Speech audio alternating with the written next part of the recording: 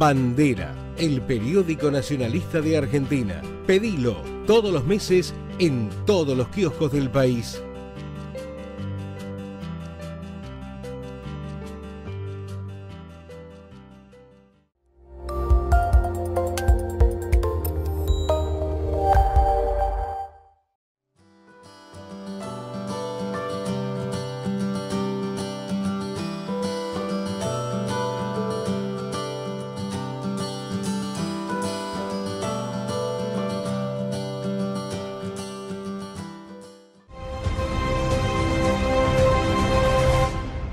Seguimos con Iro Landucci sobre este tema que es tan curioso, tan interesante y tan sorprendente, ¿no? Que tanta gente en el mundo está empezando a alterar su conocimiento, o por lo menos romper con el conocimiento que viene trasladándose durante tanto tiempo en algo raro, nuevo. La verdad que sí. Revelador. Que sí. Te quería preguntar, que dejamos en el bloque anterior, un poco, uno mira al cielo y dice, bueno, es así, tiene tal color, de día, de noche, las estrellas, la luna, el sol, y de repente vemos el amanecer con un sol enorme, gigante, que de poco a poco pues, lo vamos viendo chiquitito. Si se supone que es esférico, no debería estar tan grande en un punto. O claro, eso también es un problema efecto, para el heliocentrismo también, ¿no? Eso es un efecto ocular, es un efecto científico, tiene que ver con algo. Óptico. Mira, justamente, si te parece, o sea, aprovechamos este tema también para hablar un poco de lo que es, por qué fue tan simple, de alguna forma, a gente, o sea, recordemos que hasta principio, ni siquiera hasta principio, hasta mitad del siglo XX, la mayoría de la gente era analfabeta o era muy costoso acceder a una educación, ¿no es cierto? Eran muy pocos. Entonces al resto era muy fácil decirle, vení, mirá cómo desaparece el barco en la línea del horizonte a 5 kilómetros. Ahí está la curva, a 5 kilómetros, porque el ojo humano en el horizonte ve más o menos 6, 7 kilómetros, si tenés el ojo privilegiado, con toda la furia. Y ahí ya está la curva. Entonces, si ahí ya está la curva, me subo a una montaña y tengo que verla directamente, ¿no? Eso también se traslada, hay un fenómeno óptico que tiene un nombre muy curioso, porque es un nombre que se lo pone justamente la parte italiana, ¿no? Los italianos, Roma, los telescopios que tiene el Vaticano, ¿no? Bueno, no voy a entrar en esa parte porque también es muy amplia, ¿no? Pero entendamos que el Vaticano no es tan bueno como nos dicen, seguramente mucha gente ya lo sabrá, pero a nivel científico tienen una rama que es la rama jesuita. Everybody in this room was taught the story of how Columbus went before Queen Isabella of Spain and he was going to prove to her that the world was round. So this world is round story is 100% bullshit. It's total fiction. Yet how did our grandparents learn this? We learned this? Our grandchildren are probably going to learn this. How come? Because history is pop culture. Desde el Museo Estadounidense de Historia Natural en la ciudad de Nueva York, donde la ciencia y la cultura pop se encuentran. Así que peinamos el paisaje y encontramos un sacerdote jesuita. Esta es la orden académica de la Iglesia Católica. Quiero mandar un saludo a los jesuitas. Con frecuencia se les retrata como a quienes persiguieron a Galileo y atacaron sus observaciones sobre el universo conocido, que formuló al mirar a través del telescopio. Pero también sé que la Compañía de Jesús es un brazo científico importante de la Iglesia Católica y que de hecho su progreso tremendo, el de los jesuitas, contribuyeron a nuestro entendimiento, a la medida del universo. Ahora corrígeme si me equivoco en algo, creo que lo entiendo. Sabes mucho más de esto que yo. Entiendo. Así es. Funda el Observatorio del Vaticano y felicitaciones a tus colegas. Gracias. Bien. También sé que a través de la mayoría de la historia de la ciencia, algunos de los científicos más grandes fueron profundamente religiosos. Entonces, ¿qué significa eso? En el mundo, en la política, en todo esto. ¿Estás de acuerdo con eso? Por supuesto. Por supuesto, me refiero a que, Intento bueno, tener uno una puede... discusión contigo. Bueno, me refiero a que es... No, es evidente, me refiero a que uno ve todo tipo de fanatismo religioso y cosas así, y de fundamentalismo, y de personas que parecen muy arraigadas en sus costumbres, pero todos estos científicos que describiste son personas que vieron la creación de Dios y desearon explorarla y entenderla, lo cual es un buen impulso, así que nada de esto, creo, debería considerarse un conflicto. que tiene esta especie de ciencia de aritmética científica, así que ese corto empezó con el hecho preestablecido de que alrededor de 1/3 de los científicos occidentales o estadounidenses se consideran religiosos. Estos son científicos activos, quienes publican documentos y... Yo no entiendo a las personas que no pueden creer en la evolución, no entiendo a las personas que no consideran la datación por carbono y cosas así en los fósiles, no los entiendo y me cuesta entender por qué las personas no pueden aceptar el hecho de que Dios puede trabajar a través de la evolución. Eso es tan milagroso como la creación si tarda 10 millones de años o 15 millones o si tardó 7 días, no entiendo. Bien, ¿qué tal esto?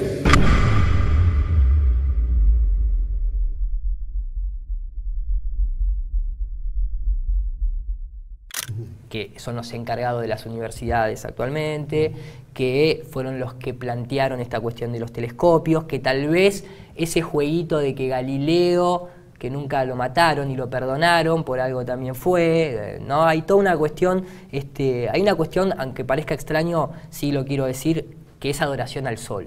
O sea, todas las religiones en su mayoría hacen culto al sol, hacen culto a Ra, hacen cultura, digamos, ¿no? Desde los egipcios, la gente que duda de esto, simplemente que se paren a 9 de julio, había un obelisco ahí puesto a una sociedad que no nos pertenece, esa cultura a nosotros. Sin embargo, en Washington también, en París también, en España también, en todos lados hay un obelisco, y el obelisco es el falo de Osiris y es la cultura egipcia, y ellos adoraban al sol.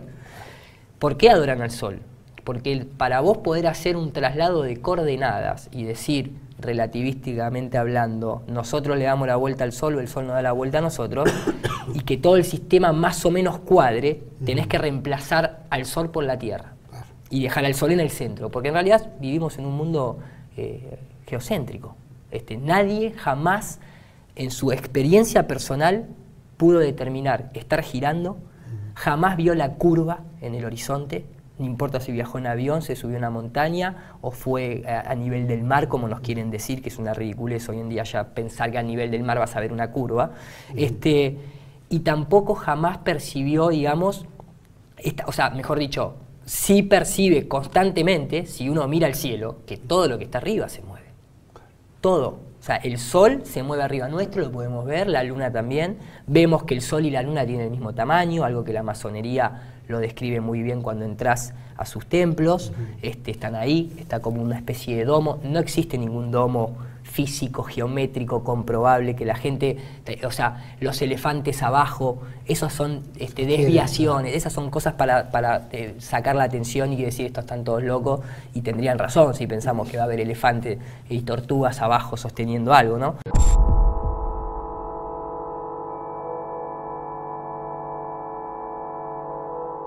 La lucha, tan violenta en los primeros tiempos de la ciencia, entre los puntos de vista de Ptolomeo y Copérnico, sería entonces completamente sin sentido. Cualquiera de los dos sistemas de coordenadas podría utilizarse con igual justificación. Albert Einstein.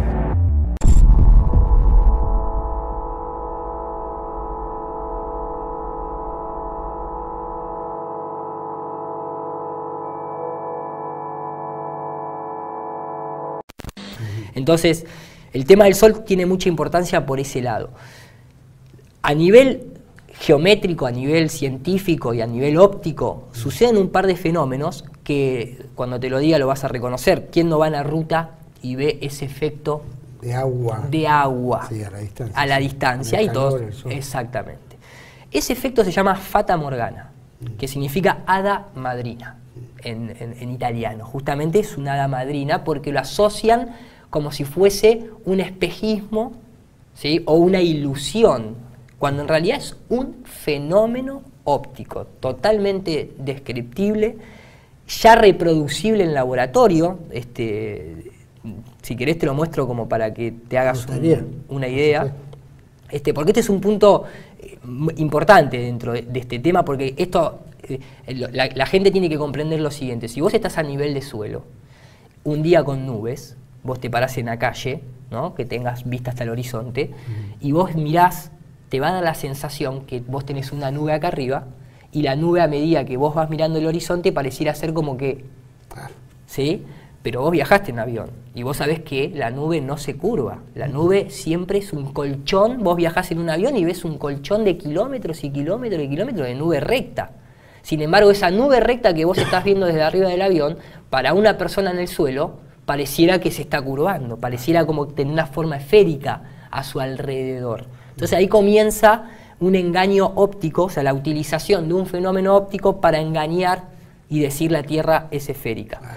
Ese fenómeno... A la distancia uno ve que se van juntando, ¿no? Se van juntando, exactamente. Entonces, ese fenómeno, hoy en día, es muy conocido.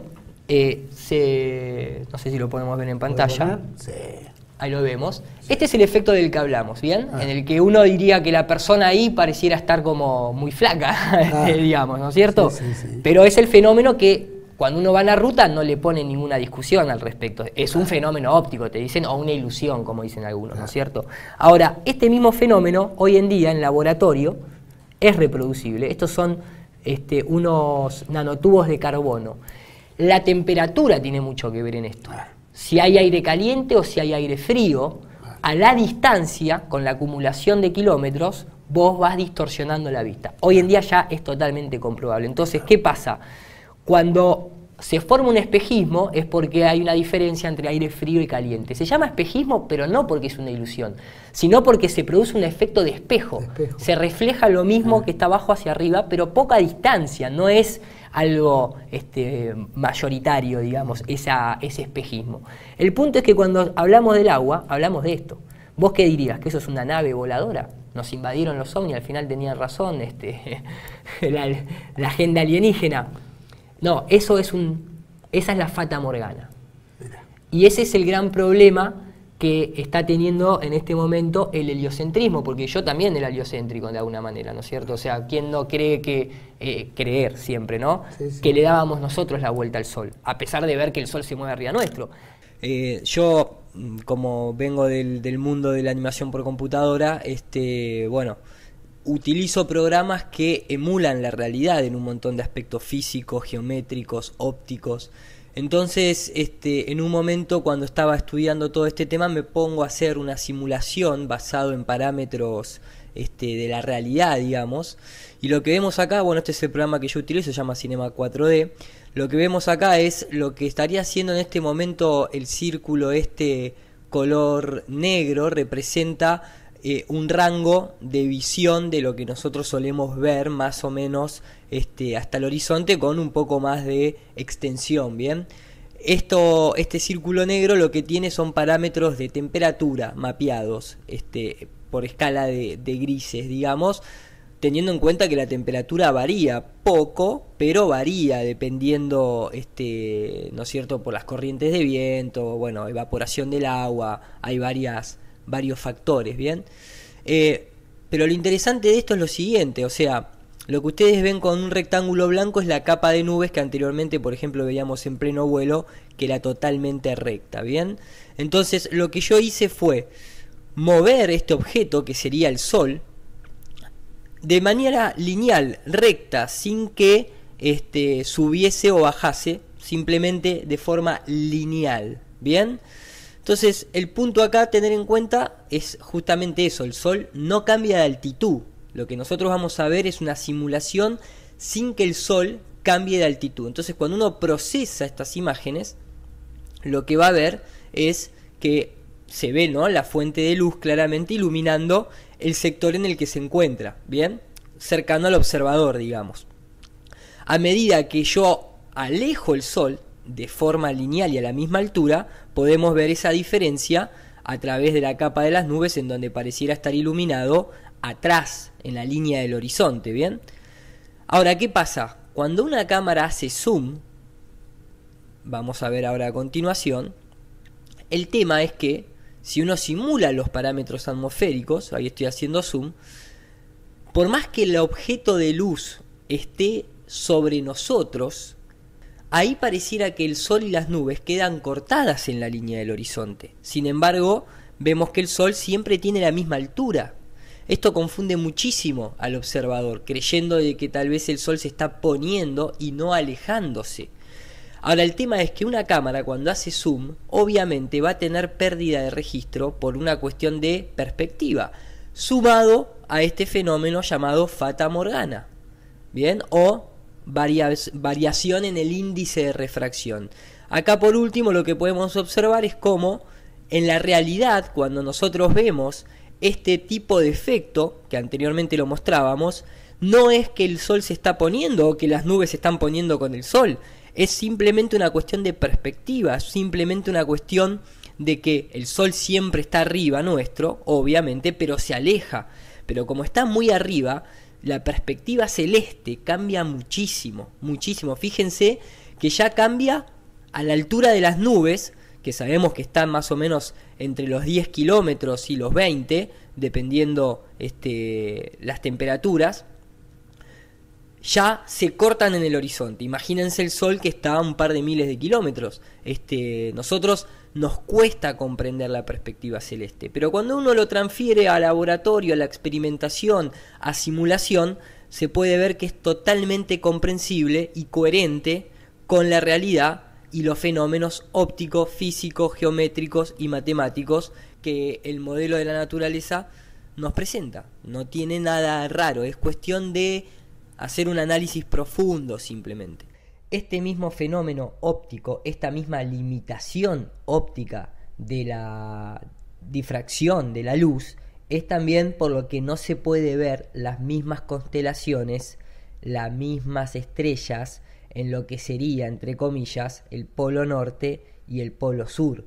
Es una cuestión simplemente de limitación del dispositivo óptico, sea el ojo, una cámara, un telescopio, lo que fuese. Nada puede saltear el límite impuesto por la resolución angular.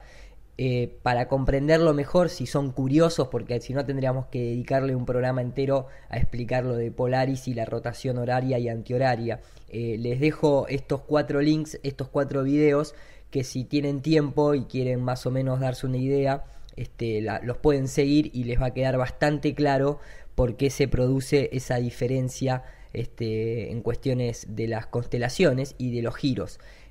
Primero lo que tienen que hacer es sacarse de la cabeza de que no tienen que vivir en una esfera para que haya 2 rotaciones distintas, porque el tema ¿cuál es? El tema es que nosotros vivimos, entre comillas lo digo, dentro de esta burbuja de difracción que se produce a través de la atmósfera, del vapor que hay en el agua de la atmósfera.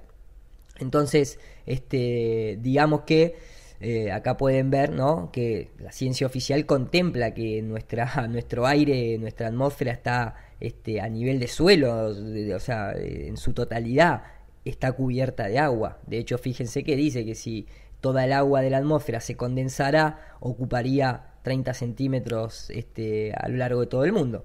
Eso produce una lente, eso produce un aumento, y eso produce que la luz se difracte y se pierda la resolución. Cuando ustedes comprenden eso, pueden pasar a comprender por qué se produce un giro horario y antihorario. Y después de eso, bueno, si quieren también pueden comprender un factor fundamental, que es entender lo que son los rayos anticrepusculares, tanto del sol como de la luz en general, ¿no?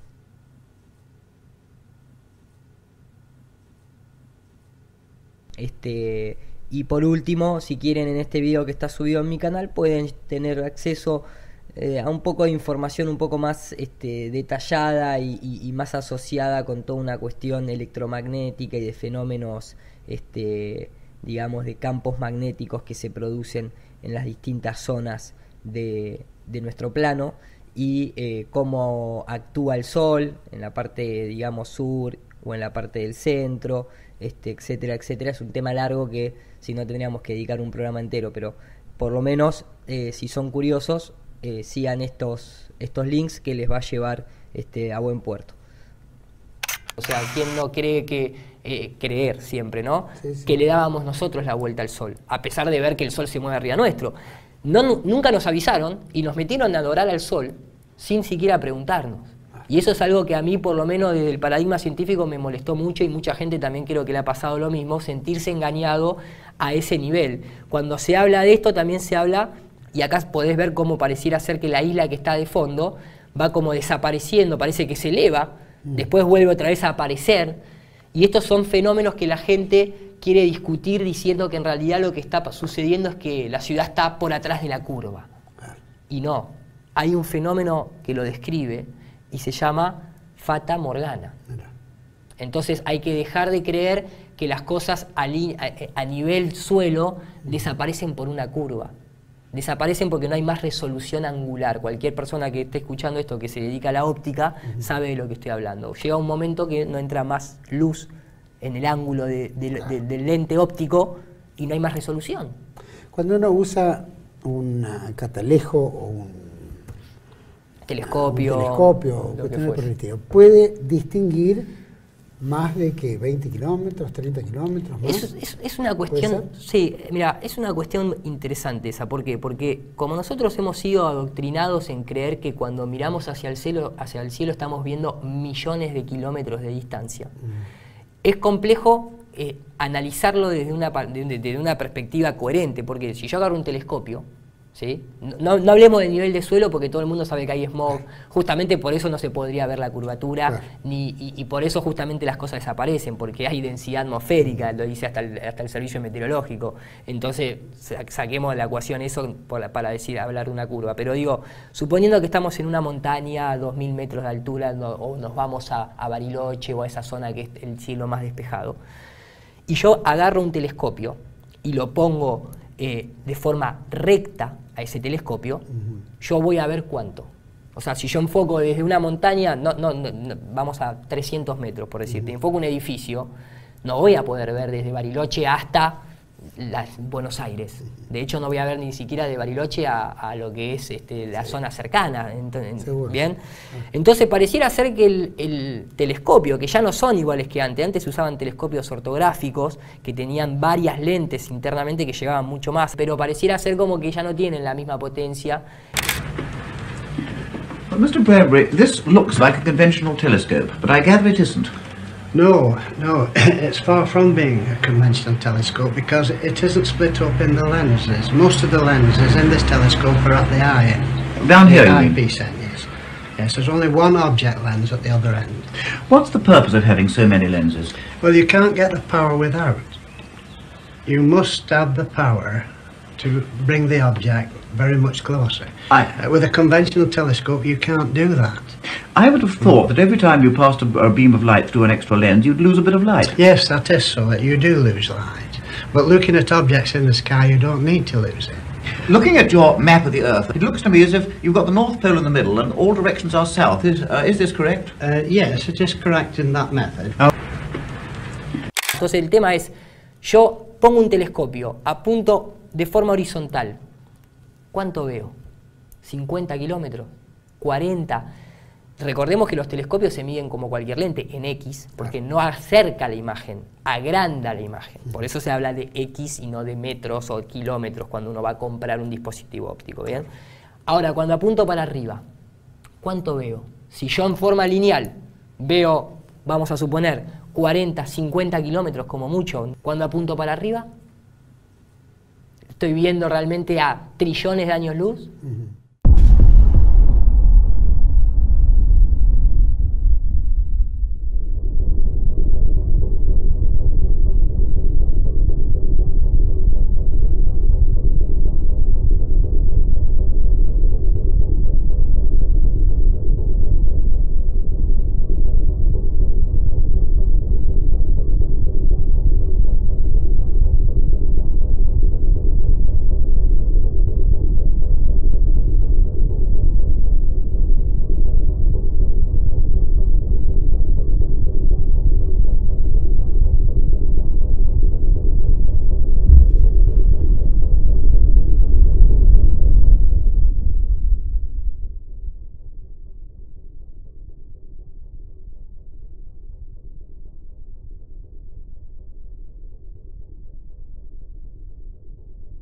Porque le recordamos a la gente que hasta para la propia ciencia tradicional, uno lo que ve es el reflejo de la luz en la atmósfera. O sea, cuando vos ves una estrella, vos no estás viendo actualmente el objeto luminoso, vos estás viendo la luz que te llega y se refleja en la atmósfera, y lo mismo sucede con el Sol, y lo mismo supuestamente sucede con la Luna y con los planetas. Vos no ves como si estuvieses afuera de la Tierra, menos estando a nivel del mar, ¿no? O sea, a nivel del agua, que justamente hablábamos de que siempre el agua busca su nivel. Entonces, el tema es que cuando los telescopios no son objetos magníficos en los cuales nos pueden mostrar en detalle lo que sucede ahí afuera. Por eso, si la gente busca, va a encontrar que tanto un telescopio profesional como un telescopio amateur, cuando enfoca a Saturno, lo enfoca de la misma manera. Cuando enfocan al Sol, lo enfocan de la misma manera. La NASA misma da charlas diciendo cómo tienen que modificar las imágenes digitalmente, tanto del Sol como de los planetas, las nebulosas y demás. Porque, es más, está la famosa frase que se conoce dentro de esto que es la Tierra no esférica, cuando el propio empleado de la NASA dice, tiene que ser Photoshop, sí o sí, no queda otra. Last week, scientists at NASA released this. The shot is compiled from data from NASA's VEERS instrument, which orbits the Earth about every 100 minutes, taking measurements of light coming off the planet. That can be translated into ribbons of imagery like this. There's a small problem with it because there's a very slight gap in between each orbit. So some of those are painted on. It is photoshopped, but it's has to be. It is photoshopped, but it's has to be. It is photoshopped, but it's has to be. Blue Marble 2.0. NASA's Rob Simon made this. El punto es por qué a la comunidad científica no se le da acceso a la información raw, como se llama, ¿no? O sea, la información pura. Si lo querés hacer por un nivel de marketing para vender un poco más de revistas, hacelo. Pero dale también la posibilidad a la gente que tenga acceso a la evidencia natural, ¿no? Digamos de alguna manera. Pero bueno, el punto justamente es ese. O sea, uno cuando ve con un telescopio prácticamente ve lo mismo para arriba que para los costados, que para adelante y que para atrás. No se escapa nada de la resolución angular. Nada se escapa, es una ley física y óptica. You cannot do better than this. This is Mother Nature. You cannot beat diffraction. On your retina, when you look at a light source, the image on your retina will look like this. Will look exactly what you saw there. That is what your retina will see. And if those two lights are too close together, your brains will say, sorry, I don't see two lights. I want to address the issue of the angular resolution of your own eye. You can now calculate what the ultimate angular resolution is of your own eye, because you can estimate what the diameter is of the pupil, the opening of your eye. 3 millimeters, maybe 5 millimeters, a little bit larger at night when it is dark, pupil opens up, but we can calculate what this is.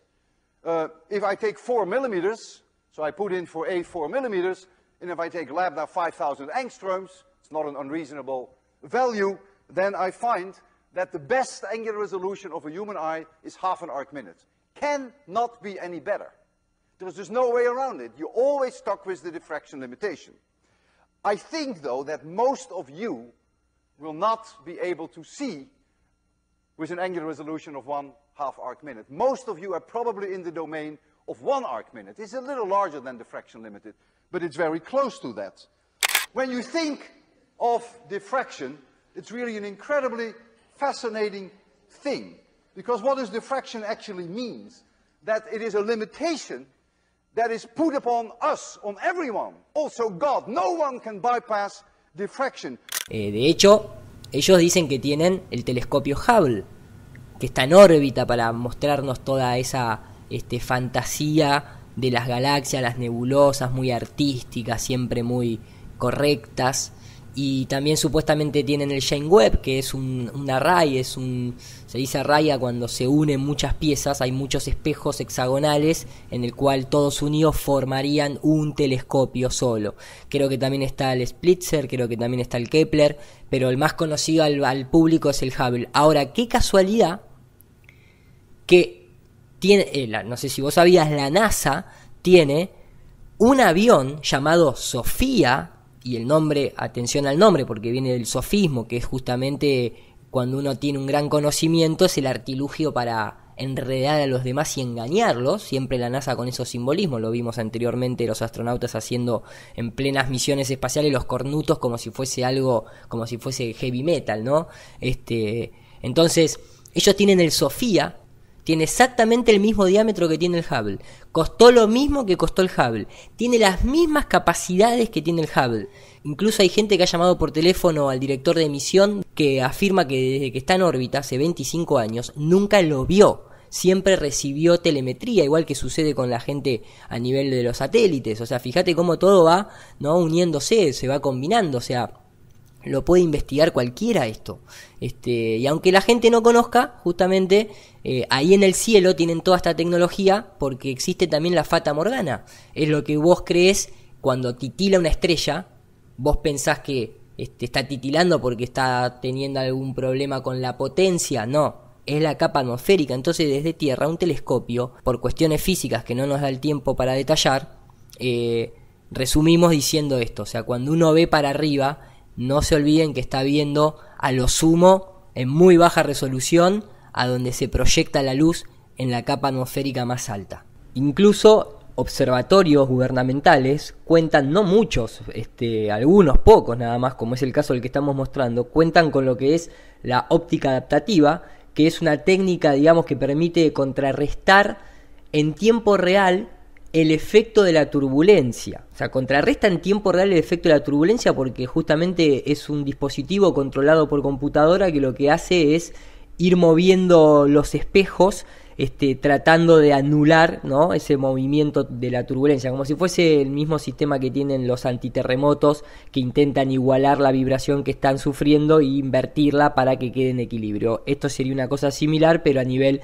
Fata Morgana, ¿no es cierto? Pero eso es lo que hace en tiempo real, el movimiento, controlar el movimiento. Ahora, la resolución que da no deja de ser un punto blanco de luz intenso.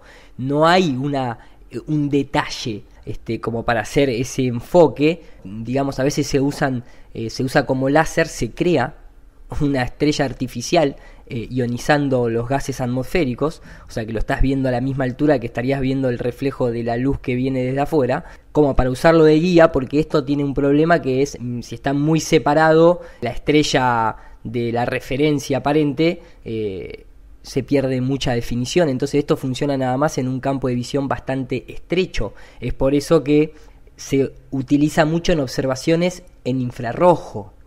Pero bueno, como les decía, esto es un tema bastante amplio que hay que profundizar. El punto es que también tengan en cuenta que lo que se denomina astrofotografía profesional, ellos también confiesan, digo confiesan entre comillas, que hoy en día se puede ver más detalle en ciertos objetos celestes como planetas, no por una cuestión literal de las lentes, sino porque vienen integrados con un procesamiento digital como para darle en tiempo real ese procesamiento de mejoría de imagen, pero siempre partimos de una imagen blureada, no como una cámara de fotos como la famosa Nikon P900, pero entendamos que los telescopios de ahora no tienen la potencia ni la configuración de ciertos telescopios que con eso se vería mejor.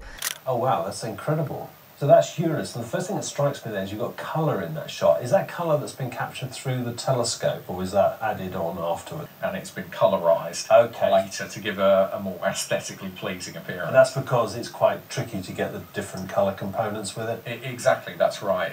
Because these planets are so dim, it's very difficult to obtain good colour data to actually make a true colour.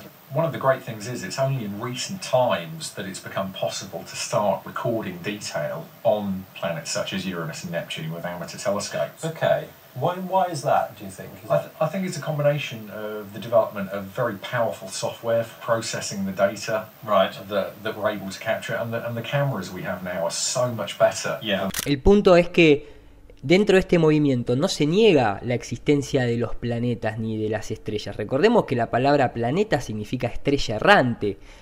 Acá lo que hay que volver a conceptualizar es que cuando se habla de planetas no se habla de algo terrafirme, de algo que uno puede ir y llegar y posarse y habitarlo. Primeramente porque no está comprobado, ni siquiera llegamos a la Luna. Imagínense sacar conclusiones de algo que sea tierra firme y habitable de Júpiter, de Saturno, o sea, todos los planetas que se descubren actualmente, todo eso es invención digital de la NASA y de ciertas organizaciones gubernamentales. Los planetas que se pueden observar realmente y que todos podemos comprobar son siempre los mismos. Desde este movimiento no se niega esa existencia de planetas, ni de los astros, ni de las luminarias. Al contrario, como dije anteriormente, de hecho la astrología, estudio de los astros, a diferencia de astronomía, que es la que nombra los astros, desde la etimología lo digo, la astrología se basa en un estudio geocéntrico del movimiento de los planetas, conoce lo que son los nodos o astros no luminiscenses, como se conoce como Rahu o Ketu o lunas negras, que son justamente los que producen los eclipses. Está muy consciente de todo el mapa celeste la astrología.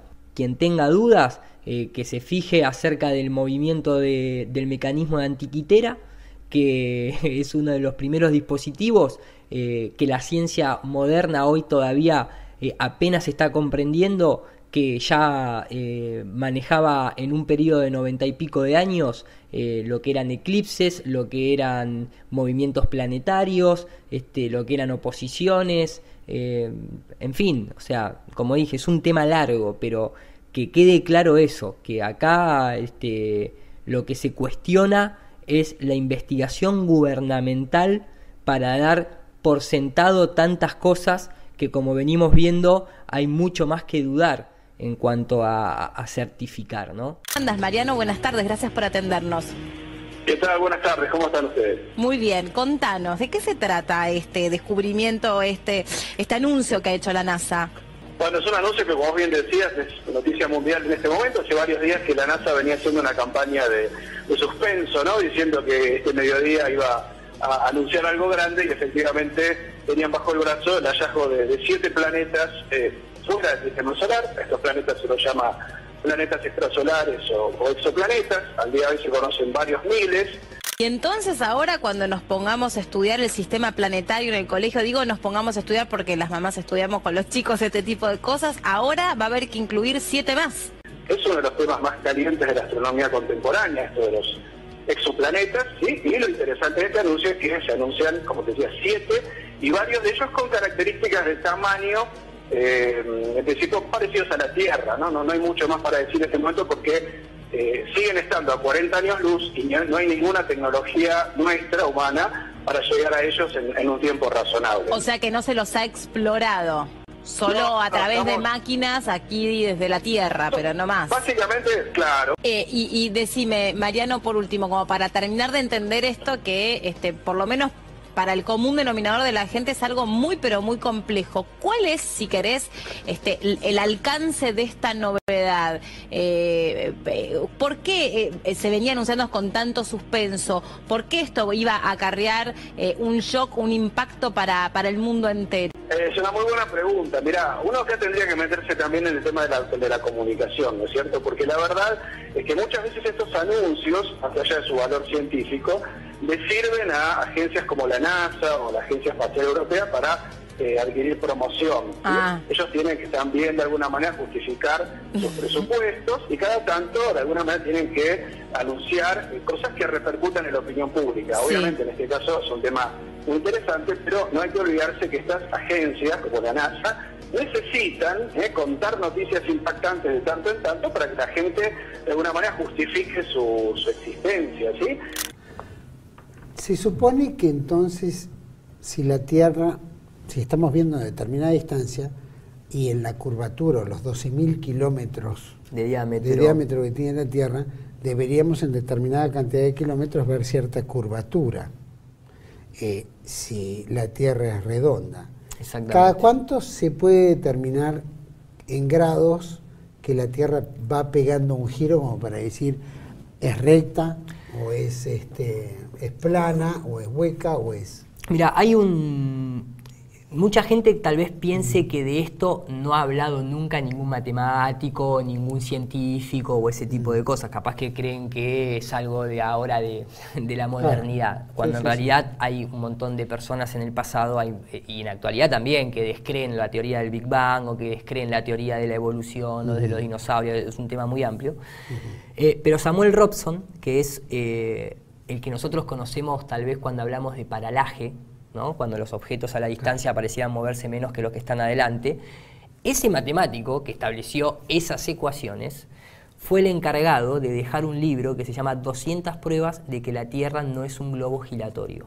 Y dejó 200 pruebas enumeradas de carácter pura y exclusivamente científico, demostrando medidas. Hoy en día cualquier ingeniero sabe que hay puentes o canales en China que se han hecho sin contemplar la curvatura, y estamos hablando de canales o puentes de 1000 y pico de kilómetros, o sea, hay un montón de comprobaciones, y digamos que para las dimensiones que nosotros mencionamos, hay una tabla, ¿sí?, que la puede hacer cualquiera en su casa, que se ajustó a 8 pulgadas, por milla cuadrada de decaimiento de curvatura, que no es exactamente correcta, es 7,90 y pico, pero se llegó al consenso de decir 8 para redondear los números. Lógicamente, en una distancia muy prolongada vas a tener un grado de error, pero así todo, estamos hablando justamente que la ciencia heliocéntrica, me gusta decirle por no oficial porque yo creo en la ciencia justamente, nos dice que a los 15 kilómetros de altura, a los 20 kilómetros de altura, esto debería ser así. Esto es a los 30, esto es una cámara a los 36 kilómetros de altura. Esto es el programa AutoCAD, en donde se determina la altura, se toma en cuenta una lente de 35 milímetros que más o menos abarca visualmente 90 grados. Y siempre el horizonte está recto. El tema es que hoy en día hay una tendencia de moda a la GoPro. Entonces, la gente común no puede determinar si lo que está viendo es que la Tierra es curva o que realmente es un engaño óptico de un lente llamado ojo de pez. Entonces, el tema viene, bueno, siempre nos van a mostrar imágenes digitales. Yo quería llegar a una imagen que es esta. ¿Desde qué altura tiene que verse la Tierra? Redonda, ¿no? Lo dice la revista Muy Interesante, por ejemplo, una revista de carácter científico que todo el mundo conoce. Y acá te lo dice. Para ver bien la curvatura terrestre, habría que volar bastante más arriba. Uno diría, ¿cuánto? ¿100 kilómetros? No, 15.000 metros. A 20.000 metros ya es claramente perceptible. Eso no es demasiada altura hoy en día. 20 kilómetros. Exactamente. Nada más que eso. Un avión militar viaja a 20 kilómetros. Un globo aerostático llega a 40. Y bueno, yo traje para que vos veas un cohete de la propia NASA a 120 kilómetros de altura, que ya ahí no podría haber lugar a duda directamente. Tenés, me gustaría que me mostraras algunas fotos en las cuales el horizonte aparece perfectamente plano, como para ilustrar a la gente de si efectivamente, bueno, hay alguna curvatura, ¿no hay? Claro que sí. Mira, yo traje, bueno, muy interesante como un dato de color, ¿no? O sea, la gente que está en su casa puede hacer este ejercicio. Pongan en Google imágenes de satélites reales y fíjense cuántas aparecen. No hay ninguna. Ninguna. Hay más de 17.000 objetos, más de 14.000 satélites, más basura espacial, etcétera, supuestamente orbitando en este momento en la Tierra. No hay un solo astrónomo que agarre un telescopio que enfoca a miles de kilómetros de distancia y enfoque un satélite de los 17.000 que hay. Ni siquiera pedimos eso dentro de la comunidad no esfericista, como me gusta a mí llamarlo. Le decimos a muchos astrónomos que se enojan con este tema: enfoquen un globo aerostático de los que tienen los satélites colgando, que saben que existen, que están nada más que a 20, 30 kilómetros de altura. A ver si el telescopio es tan potente como para visualizar eso. Inclusive esos dispositivos tienen sistema de traqueo, uno puede ver por dónde andan, y como la ISS, que nos dicen que la Estación Internacional Espacial va a pasar por tal ciudad, tal otra, y siempre es un punto blanco que viaja muy parecido a un avión llamado U-2, que es un avión militar de altitud que viaja muy rápido. Otro tema aparte. Tampoco hay imágenes reales del planeta Tierra. Todos los años la NASA nos presenta una imagen distinta, en el que Norteamérica es más grande un año, en otro año es achica, siempre cambian los colores. La NASA misma reconoce bajo sus empleados, cuando hacen entrevistas o notas, sus empleados dicen: es necesario que sea photoshopeada la imagen esta, porque tenemos que sacar nubes, porque tenemos... Bueno, pero a la comunidad científica mostrarle la imagen original, ¿no es cierto? Por lo menos como para que esté exactamente. En lo que diga. Hoy en día, para que te des una idea, esto sería así, mira, para que la gente conozca, ¿no? Estos logos que vos ves ahí arriba hacen referencia a, bueno, lo que hablábamos, la operación Fishbowl, que fue directamente 30 bombas nucleares directo a la ionósfera hasta los 83 kilómetros de altura, haciendo explosión. Vos lo viste fuera de cámara. La explosión no solamente no sale, termina haciéndose una dona porque hay algo que lo contiene. O sea, la bomba empieza a ir hacia arriba y de golpe tiende a expandirse porque pareciera ver que hay algo que no lo deja salir. No sale una bomba nuclear, va a salir un cohete. No es algo como para tener en cuenta. Estas son varias de las agencias actualmente más conocidas del mundo en cuanto a lo que es cohetería. En este caso yo traje una de la NASA, en el cual hice un pequeño análisis para que la gente en la casa entienda lo que tiene que ver a la hora de determinar si la lente tiene o no tiene ojo de pez, cuál es el proceso, bien, que se emplea para no engañar. Esta es la imagen original, la que vos estás viendo ahí, ¿bien? Ahí podemos determinar, lo primero que se hace es analizar objetos que nosotros sabemos que son rectos. En este caso podemos ver los palos de luz, el propio suelo sabemos que a esa altura no puede tener esa curva. Entonces ahí ya te está diciendo, eso tiene un ojo de pez. ¿Bien? Entonces, ¿qué se hace? Se utiliza lo que uno conoce en la realidad que es recto y se lo ajusta. ¿Bien? Entonces cuando se ajusta, lo que se hace es a nivel de suelo, ahora lo vas a ver, perdón por el desfasaje temporal. Hay que tener en cuenta algo, la cámara está apuntando hacia abajo y no a nivel del horizonte. Eso también a la hora de corregir la imagen tiene mucho que ver.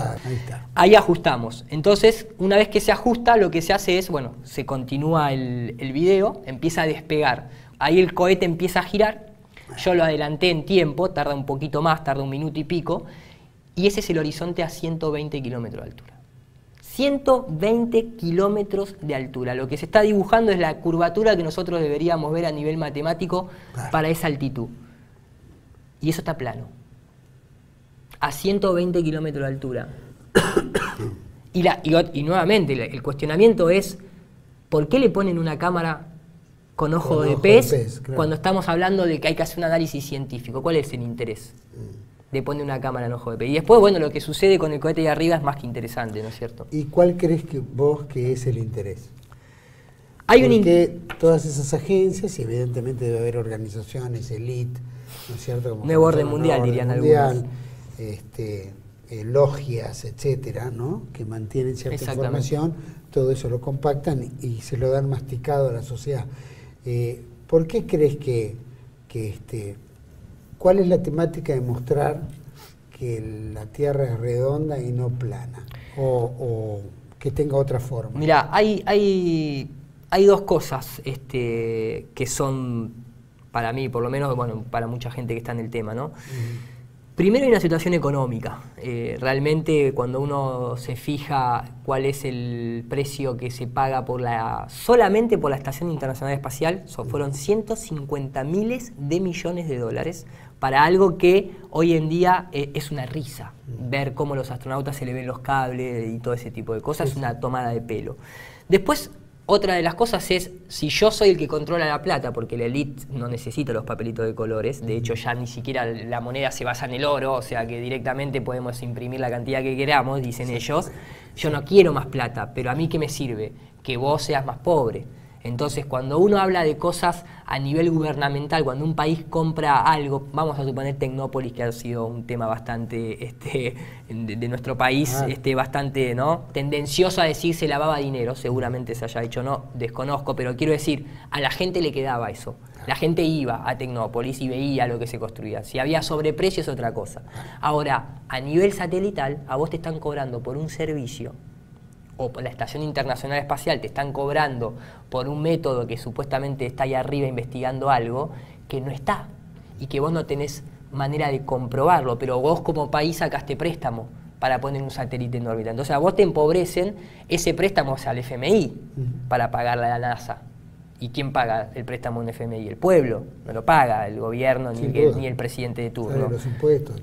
Sale de los impuestos. Entonces vos ahí ya tenés un método para seguir empobreciendo, porque cuando se habla de un satélite se habla de muchos millones de dólares, ¿bien? Y después hay otro punto que es mucho más importante, por lo menos para mí, que es un tema espiritual. No religioso, yo no pertenezco a ninguna, fui católico en un pasado, también nadie me lo preguntó, me bautizaron cuando no podía hablar, después vi ciertas cosas que no me gustaron, me abrí de eso, hoy en día veo ciertas cosas del heliocentrismo que no me gustan, me abrí también de eso, he tenido mis propias experiencias espirituales que me convencen más que una religión, pero acá el punto es, no hay que olvidarse que el luciferismo, el satanismo, la NASA está lleno de todo eso, la élite está lleno de todo eso, y la manera, o sea, si a vos te dicen que la Tierra es plana, significa que hay un sistema ordenado, hay una creación inteligente, y por lo tanto hay un creador o creadores, en contraposición a una teoría muy extraña llamada Big Bang, que a pesar de que viene supuestamente una expansión, no una explosión, pero supuestamente es una expansión de aleatoriedad, de golpe nosotros tenemos el Sol y la Luna coinciden. Mirá, dentro de la aleatoriedad. De golpe a nuestra Luna no se le ve la otra cara. La única Luna en todo el universo que no se le ve otra cara, porque las lunas de Saturno, de Júpiter, algunas giran para este lado, otras giran para el otro, la nuestra no. Y vos decís, che, al final de cuentas, la aleatoriedad esa del Big Bang, ¿a dónde está? Que somos tan especiales. Porque muchos de estos científicos vinieron a decirnos, incluso Freud, nos vino a decir que nosotros no somos el centro de nada, un granito de arena, y no somos importante para nada. Olvidémonos de la idea de nuestra importancia dentro de este cosmos de millones de galaxias y estrellas, y sin embargo pareciera tener un lugar bastante reservado porque hay fenómenos que solamente se aplican a una cierta selección especial, ¿no es cierto? Ahora vamos a ir a un pequeño corte. A mí me interesa, por supuesto, todo esto, y si vos decís la élite, o llamémoslo la masonería, o los grupos de poder que de alguna manera dicen, bueno, esto es así, te lo vendemos en un paquete, quisiera saber cuál es el rédito de ellos. ¿Es solamente porque una religión, es para subordinar? Pero todo esto me lo vas a contestar. Vamos a este pequeño corte y volvemos con Iro Landucci develando este tema, es bastante curioso. Ya volvemos.